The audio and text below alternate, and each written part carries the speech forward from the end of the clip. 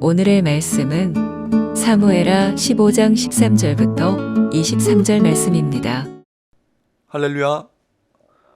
오늘도 여러분 삶 가운데 하나님의 은혜와 평강이 함께하길 축복합니다. 여러분, 다윗의 아들 압살롬, 그 압살롬의 이름은 아브라는 말과 샬롬이라는 말을 합쳐서 만든 것입니다. 평화의 아버지라는 의미입니다. 그런데 그는 평화는 거리가 먼 행동을 벌였습니다. 그는 평화의 터전, 평화의 도성이라는 이름을 가진 예루살렘을 공격하려 했습니다.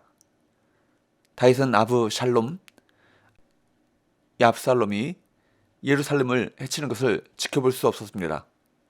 하나님께서 세우신 성읍을 피로 물들일 수 없었던 것이죠. 여러분, 압살롬의 반역도 다윗에게는 큰 충격이었겠지만 많은 백성이 압살롬의 반역에 가담했다는 사실 역시 큰 절망과 수치로 느껴졌을 것입니다. 이스라엘의 민심이 다 압살롬에게로 돌아갔다는 소식을 듣자 다윗은 어떻게 합니까? 14절, 다윗이 예루살렘에 함께 있는 그의 모든 신하들에게 이르되 일어나 도망하자.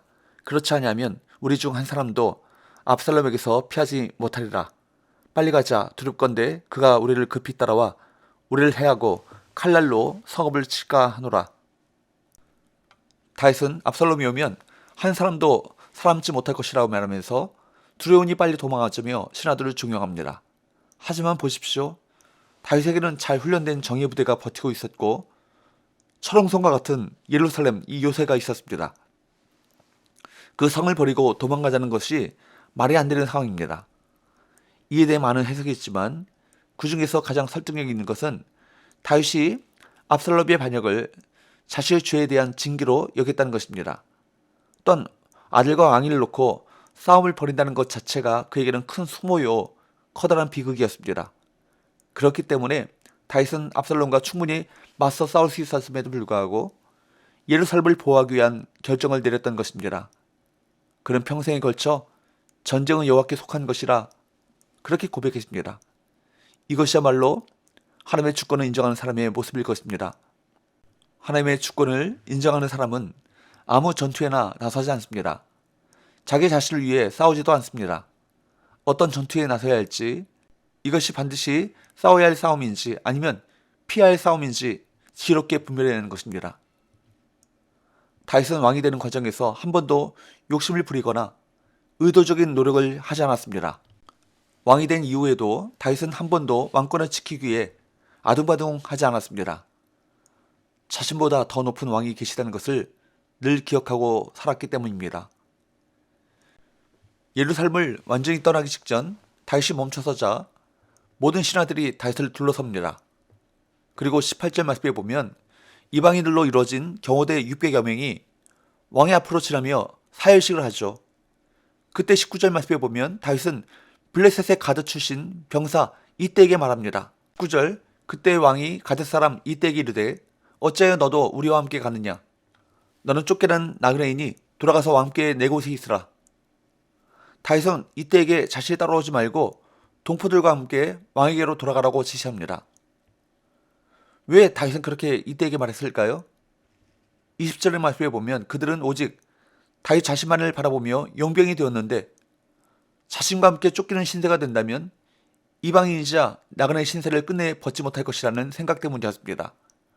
하지만 이때는 뭐라고 말합니까? 21절, 이때가 왕께 대답하여 이르되 여호와의 살아계심과 내 주 왕의 살아계심으로 맹세하옵나니 진실로 내 주 왕께서 어느 곳에 계시든지 사나 죽으나 종도 그곳에 있겠나이다 하니 다윗을 끝까지 따르겠다는 충성심을 이때는 보여주고 있습니다. 암논의 사건부터 지금까지 다윗은 계속해서 깊은 어둠 속을 헤매는 것처럼 보이는 상황 가운데 있었는데 이 가드 출신의 용병은 밝은 등불과 같은 존재처럼 빛이 반짝반짝 빛나고 있습니다. 세상 정의가 굽고 사람들, 심지어 자식까지 하나님이 기름 부어 세우신 왕을 배신하고 욕망의 어둠을 향해 가고 있었지만 이 어둠 속에서도 해와 같이 빛나는 한 사람으로 인해 소망의 불이 켜졌습니다.